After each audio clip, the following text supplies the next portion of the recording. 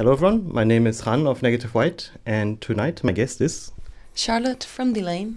How did 2014 work out for you? I mean, you've kept busy, you're busy now. 2014 was a really good year. We released the Contradiction, and the responses to that record were really good. So we were really happy about that. And also we've done a lot of tours. We've done a major tour with Within Temptation through Europe in the beginning of the year. And afterwards we went back to the US with Sonata Arctica.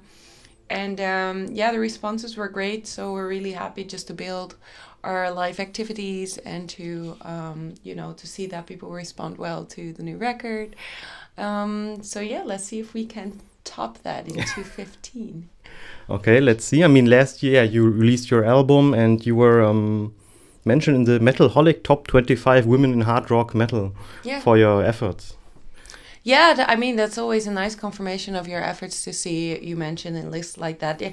Usually I don't really care for the list, but I saw this one on my wall and I read it, and it was actually a list that was because these lists, when they're about women, it's usually like the hottest and this is just this was a list that actually lists people for their impact on the music industry, and everybody was kind of ranked in not like number 1 to number 25, but in random order. And I thought it was a sympathetic article, so I liked it. I was very thankful to be mentioned in it. Yeah, it's interesting. Well, I'm not sure how sensible it is to divide hard rock into female performance, male performance, because it's not the Oscars, right? No, it's not, and I'm not sure how sensible it is as well. But like I said, this was one of the lists where at least within the list itself there were not, obvious signs of sexism and stuff, even though maybe a list like that by itself. But then again, one thing is that sometimes it is harder to get noticed, still being a female in kind of the metal sports world. I mean, you're from the Dutch scene, which is Holland is a small country, as you all know. But there were there were 4 people from Holland on the top 25 list in the world. That's kind of interesting, I think. We have a very vibrant scene in the Netherlands. We have loads of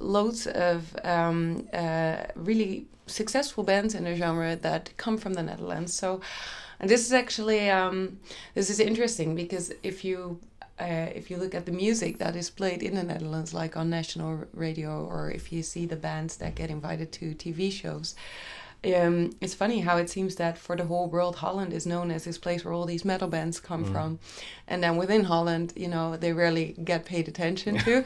And that's really cool. That's also inspiring if you want to make music and you see people around you actually, succeeding in doing that. It's inspiring to see. So maybe that also helps in continuing that line.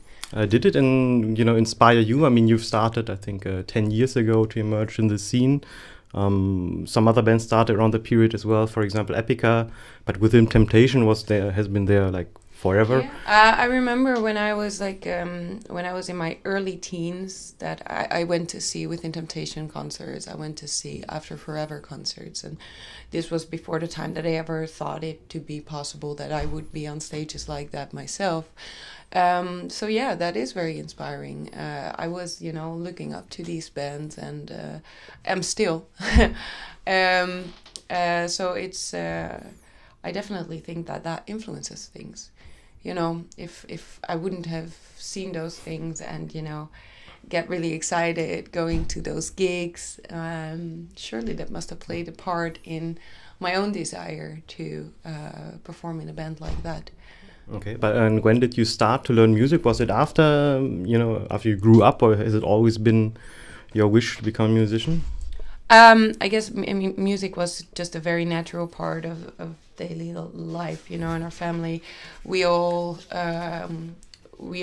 got to learn an instrument, in the family, and there was a lot of music on in the house, and it was not like it was my aim from very early on to be a musician, but I was always singing just because I enjoyed it a lot, and I was very enthusiastic about learning my music. And I think when I was like 13 or something, I asked if I could switch my music lessons from playing the clarinet to singing lessons, because I liked singing so much. And then I went to this school where they had a big band and a choir and an orchestra, and I joined the big band and the choir and the orchestra. I think this had a big impact as well, because this is where I first went on stage and performed. And at that school they were very serious about it, and everybody was like really if you were enthusiastic about music, they really pushed you to become better. And I think it's in this high school period that I really wanted to be in a band, and that's also where I started to actually write songs with a friend of mine, and we performed as singer-songwriters on local stages. And then we made a band, and it started getting a bit heavier, and that's kind of where the ball got rolling. Yeah. Okay, so you study music, right? From what I've understand. No, I just had my weekly lessons at the local music school. I mean, that is of course studying music, but I didn't make it my actual official studies, like going to conservatory or something. That I didn't do. I learned about the music theory when I learned to play the clarinet.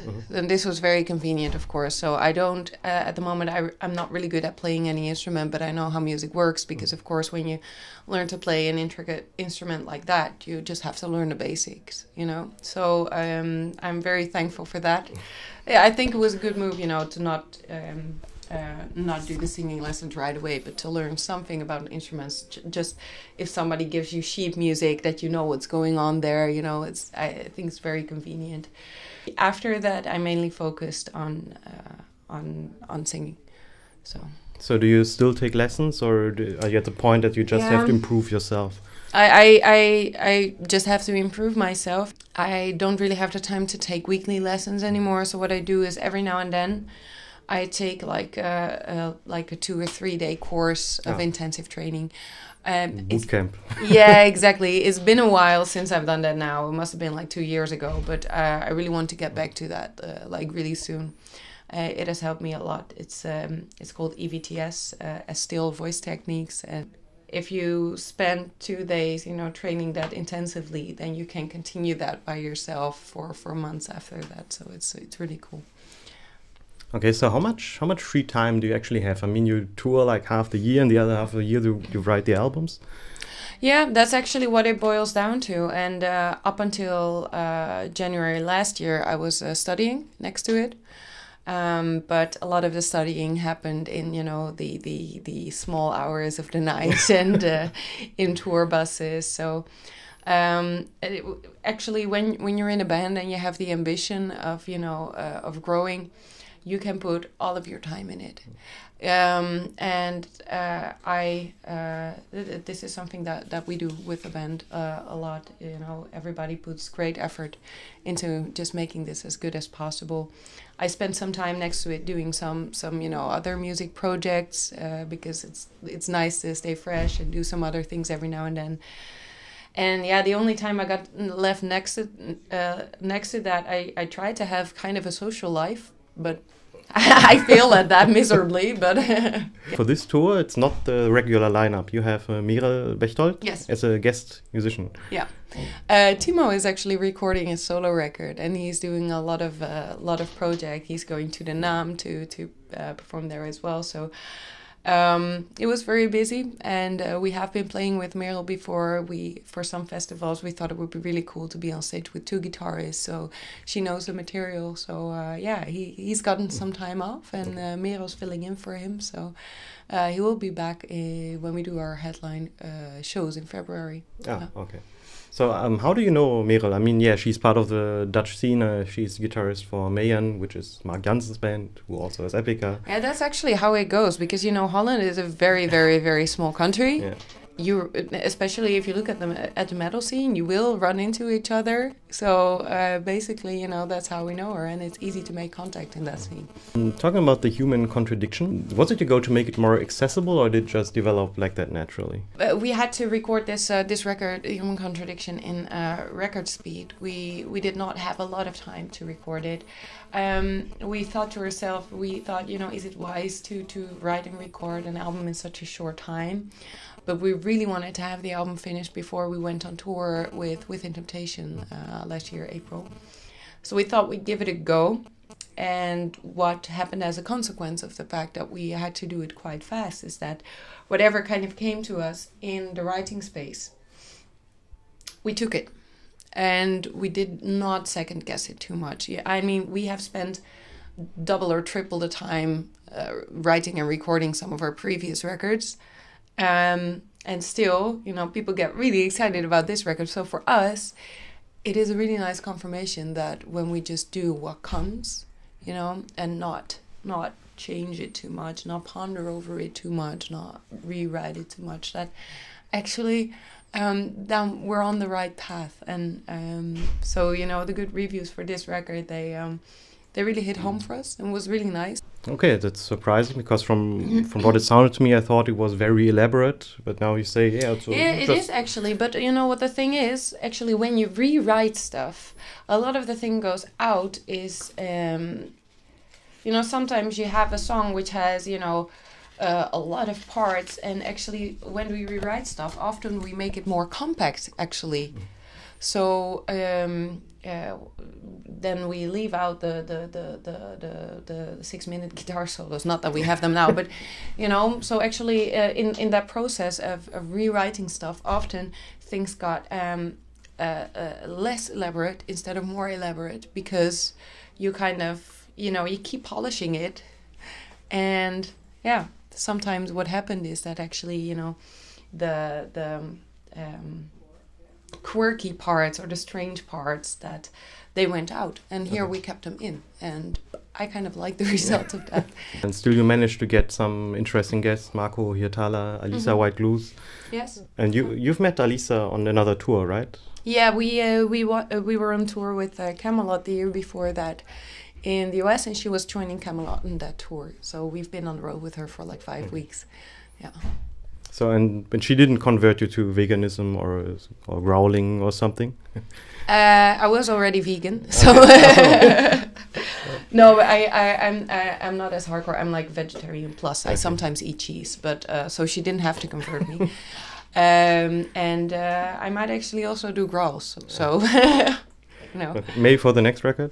Yeah, but actually at this point I would really like to learn it, but I'm not good at it yet, and I'm afraid that I will mess up my voice. Okay. So I can only practice it when I know that I don't have any gigs in the next couple of days, because then I'm afraid if I do something wrong that I will fuck up my voice and that I won't be able to do the gigs. So, but I'm learning. It's nice to, you know, expand the range of your instrument. So why not grunts?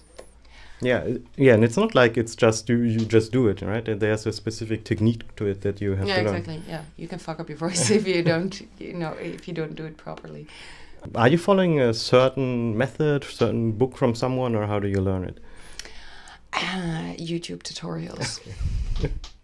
I did watch some of the Maria Cross videos. I think she's really famous in the scene. And I've heard that. I think it's called the Zen of Screaming. Okay. And I've watched some of those, and that seems to work well.